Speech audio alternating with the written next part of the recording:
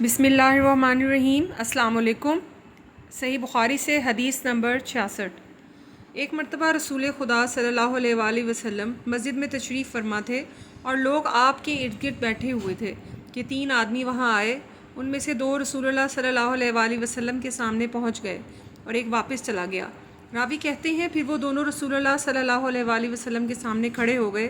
اس کے بعد ان میں سے ایک نے جب مجلس میں ایک جگہ کچھ گنجائش دیکھی تو وہاں بیٹھ گیا، اور دوسرا اہل مجلس کے پیچھے بیٹھ گیا، اور تیسرا جو تھا وہ لوٹ گیا۔ تو جب رسول اللہ صلی اللہ علیہ وآلہ وسلم اپنی گفتگو سے فارغ ہوئے تو صحابہ رضی اللہ تعالی عنہ سے فرمایا، کیا میں تمہیں 3 آدمیوں کے بارے میں نہ بتاؤں؟ تو سنو۔ ان میں سے ایک نے اللہ سے پناہ چاہی، اللہ نے اسے پناہ دی، اور دوسرے کو شرم آئی تو اللہ بھی اس سے شرمایا کہ اسے بھی بخش دیا، اور تیسرے شخص نے منہ موڑا، اللہ نے بھی اس سے منہ موڑ لیا۔ صحیح بخاری سے حدیث نمبر 67۔ وہ ایک دفعہ رسول اللہ صلی اللہ علیہ وآلہ وسلم کا تذکرہ کرتے ہوئے کہنے لگے کہ رسول اللہ صلی اللہ علیہ وآلہ وسلم اپنے اونٹ پر بیٹھے ہوئے تھے اور ایک شخص نے اس کی نکیل تھام رکھی تھی۔ آپ نے پوچھا، آج یہ کون سا دن ہے؟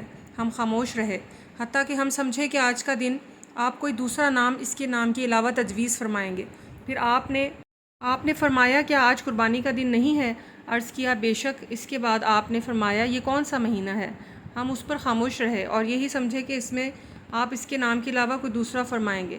پھر آپ نے فرمایا، یہ ذی الحج کا مہینہ نہیں ہے؟ ہم نے عرض کیا، بے شک۔ آپ صلی اللہ علیہ وآلہ وسلم نے فرمایا،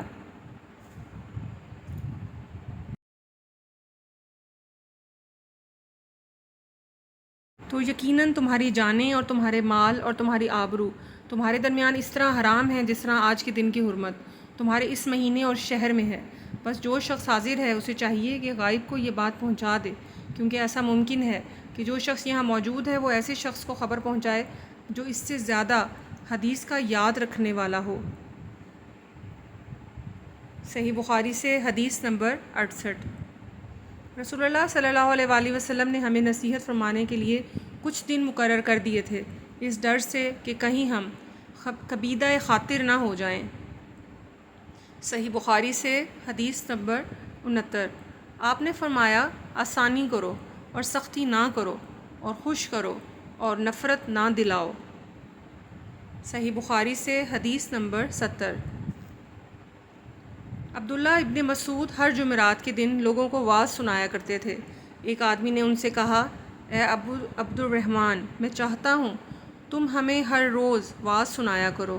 انہوں نے فرمایا، تو سن لو کہ مجھے اس امر سے کوئی چیز مانے ہے تو یہ کہ میں یہ بات پسند نہیں کرتا کہ کہیں تم تنگ نہ ہو جاؤ، اور میں وعظ میں تمہاری فرصت کا وقت تلاش کیا کرتا ہوں، جیسے کہ رسول اللہ صلی اللہ علیہ وآلہ وسلم اس خیال سے کہ ہم کبیدہ خاطر نہ ہو جائیں وعظ کے لیے ہمارے اوقات فرصت کا خیال رکھتے تھے۔